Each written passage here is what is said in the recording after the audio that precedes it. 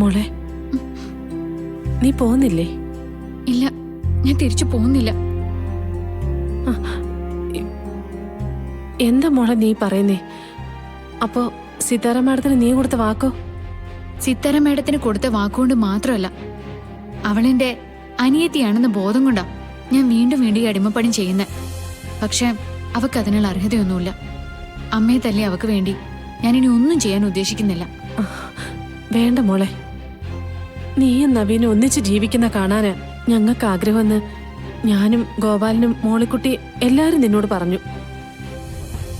അമ്മയുടെ ഒരു പ്രതീക്ഷ നിന്റെ വാക്ക് നീ പാലിക്കുമെന്ന. ജീവിതത്തിൽ ഇന്നേ വരെ ഒരു വാക്കും ഒരാളോട് എന്റെ മോളെ തെറ്റിച്ചിട്ടില്ല. ഇനിയും അങ്ങനെ കാണാൻ അമ്മയുടെ ആഗ്രഹം. ഇന്ന് തന്നെ ഡൗൺലോഡ് ചെയ്യൂ. കാണൂ നിങ്ങളുടെ ഫേവറേറ്റ് ഷോസ്.